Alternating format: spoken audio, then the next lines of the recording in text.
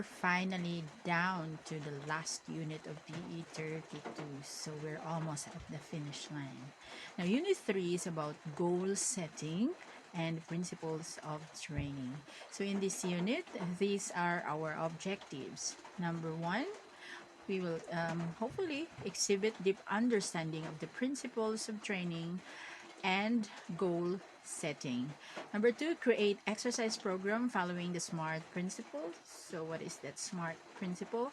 Number 3, ascertain the principles of training. And number 4, perform fitness exercise goals with fulfillment.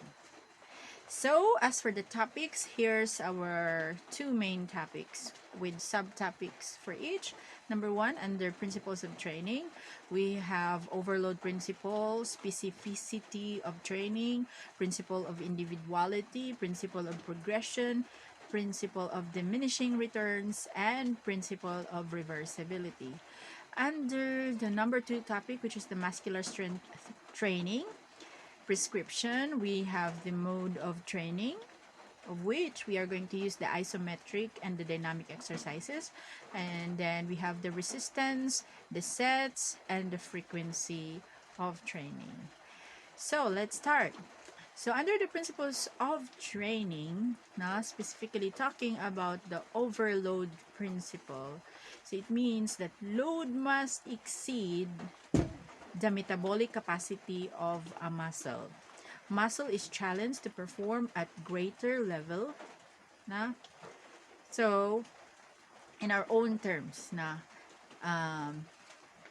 overload principle. So atong anaron ang atong muscle no mag-carry siya og weight, and then it will exceed the usual nga kaya niya. So as we progress with the exercises, so magkaanam-anam og dugang ang ato ang load, no? Maybe we will start from the very light that we can do, no, at the beginning, like for example sa mga babae ang kaya ra kaayo nga maalsa nato, no, kaning 2 pounds, no, kaya ra gyud kaayo na siya, and then as we progress pwede nato siya i-increase, no? So that's the principle of overload principle.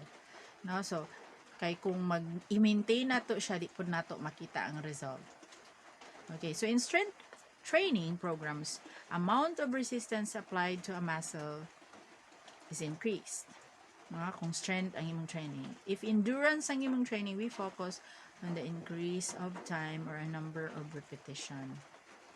Okay, so if you are doing both, then you can increase the amount, and then you can slowly increase also the repetition. Now, let's go to the second principle, the specificity of training. Specific. So, also called specificity of exercise, used to improve strength, power, and endurance of muscle. Means if the muscular endurance require more than the strength, the intensity, duration of exercises should be geared. The training is dependent on the type, the velocity, the joint angle, and movement pattern of the exercise. So, kung mag-training ta, it is specific. What exactly do you want? What exactly do you need? No? Nganong mag-training man ka, no, apart from our goal nga kanang for overall general fitness, no, so unsa may atong specific nga training nga gusto dapat kabalutan. So dili pwede nga bisan unsa lang, no, so mas dapat mas gwapo nga nakaplano siya. Okay, and then we can have a record of our track, no, for safety purposes ra gihapon na siya, no. We cannot just have a training nga kanang murag kung ganahan lang then bisan unsa lang, and then wala tay pakialam sa unsay order, unsay sequence, kung nahit ba nato, no, holistic ba siya, no, from upper extremities, core, and lower extremities ba na ang na-include. So dapat carefully planned na siya regardless of unsay level anang imuhang training, no, kung murag before beginner pagid na siya, no, nga kuan nga level, no? So ayog ka intimidate nga ang uban kay grabe na kaig level. You can always start whenever you want, but then mas gwapo kung nakaplan na siya. So ang atong pag-develop kay ang development sa atong training nagdepende, no, sa kung say specific nga gusto nimo i-develop. Gusto ka magtoning di ano ka strength exercises ka. Okay, so now let's move on to the next topic, which is the principle of individuality.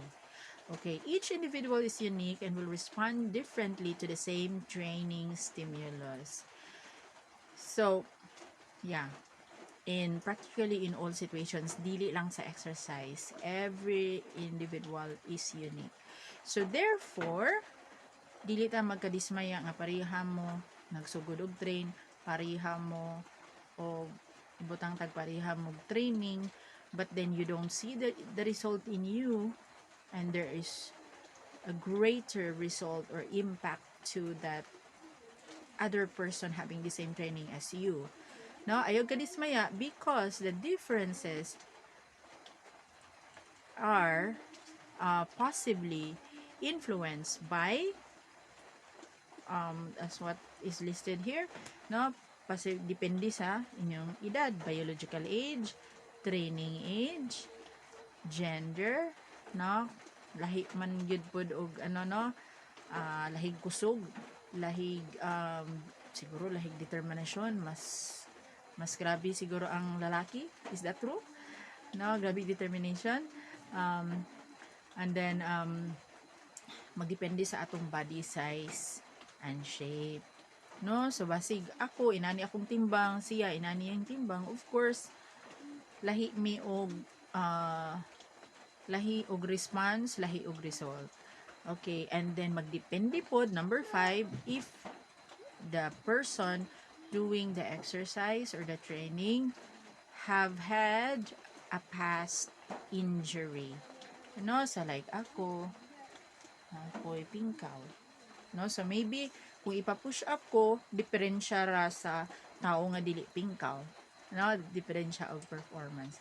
So depende, no? Depende kung asa ang imuhang past nga injury nga makahinder sa imuhang full performance, no, full maximum performance. So man siya ang principle of individuality. Now let's go to the next principle, which is the principle of progression.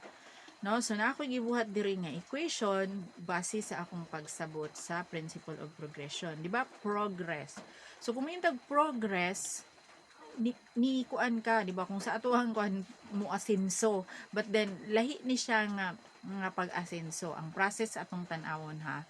So sa principles of training nga we talk about the principle of progression.